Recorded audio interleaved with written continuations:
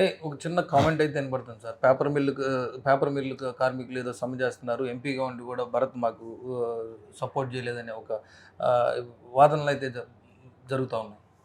ఒకటి మంచి క్వెషన్ అడిగారు. మీ ద్వారా క్లారిఫై చేయాలి. మొన్న జగనన్న రోడ్ షోకి వచ్చారు.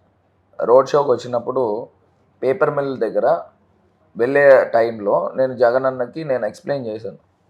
అన్న, ఇది పరిస్థితి. రాజమండ్రిలో ఒక ఇండస్ట్రీ, పేపర్ మిల్ ఇండస్ట్రీ ఒకటి ఉంది. కార్మికులు సమ్మె చేస్తూ ఉన్నారు. కార్మికులకి అగ్రిమెంట్ చేయలేదు, పే రివిజన్ చేయాలి. సో ఫ్రమ్ పాస్ట్ 3 years నుంచి పే రివిజన్ చేయట్లేదు. పే రివిజన్ చేయాలని వాళ్ళు సమ్మె చేస్తూ ఉన్నారని ముఖ్యమంత్రి గారికి ఎక్స్ప్లెయిన్ చేశారు.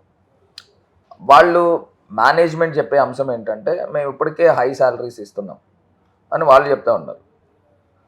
ఈ కార్మికులు ఏం చేస్తున్నారంటే, గతంలో ఇంటర్నేషనల్ పేపర్ మిల్ టైంలో 9,000 రూపాయలు అగ్రిమెంట్ చేశారు. మాకు 9,000 కన్నా ఒక రూపాయి అయినా ఎక్కువ అగ్రిమెంట్ చేయండి, దానికన్నా తగ్గిస్తే ఎట్లా కుదురుతుందని వీళ్ళు న్యాయపరమైన కోరిక. కానీ వీళ్ళు సమ్మె చేయడము రాంగ్ టైంలో చేశారు.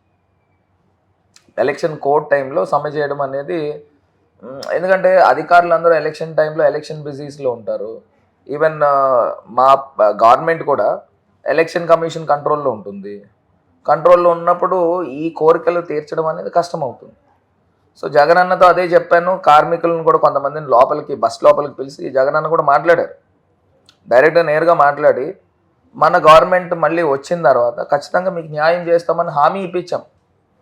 ముఖ్యమంత్రి గారు పేపర్ మిల్ బయట బస్ దగ్గర నుంచుని కార్మికుల్ని, ఒక ఆయన ఐఎన్టీయూసీ కార్మిక లీడరు దాస్ అనుకుంటా అతని పేరు, ఆయన లోపల పిలిచి ఆయనతో మాట్లాడి హామీ ఇచ్చారు. హామీ ఇచ్చిన తర్వాత కూడా నేను అన్యాయం చేస్తున్నాను అంటే అసలు ఒకటండి, నాకేమొస్తుంది? అంటే గత 5 సంవత్సరాలు మీరు ఎంపీగా ఉన్నారు. అది అంటే ఢిల్లీ స్థాయిలో పరిష్కరించడానికి అవకాశం ఉన్న సమస్య. అంటే దాని మీద మీరు దృష్టి పెట్టలేదనే వాదనలు అయితే. అది ఢిల్లీకినో దీనికి సంబంధం లేదు. ఇది లోకల్ ఇష్యూ. వాళ్ళు పేపర్ మిల్ ఇండస్ట్రీ వాళ్ళ వాదన ఏంటంటే, మేము సాచురేషన్కి వచ్చేసాము. ఇవాళ మేము ఇండస్ట్రీకి ఇచ్చే దాంట్లో ఒక్కొక్కళ్ళు జీతాలు 60,000, 70,000, 80,000 ఈ స్థాయిలో జీతాలు ఇస్తున్నాము. మేము మళ్ళీ అదనంగా 9,000, 10,000 ఇంక్రిమెంట్ చేయడం వలన ఇండస్ట్రీ సర్వైవ్ కావడం కష్టము అని వాళ్ళ వాదన.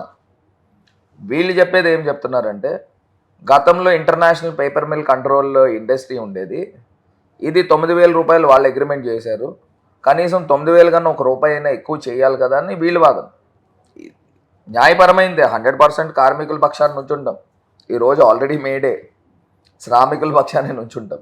ఎందుకంటే శ్రామికుడు బాగుంటేనే ఏ పారిశ్రామికవేత్త అయినా బాగుంటాడు. అది కరెక్ట్.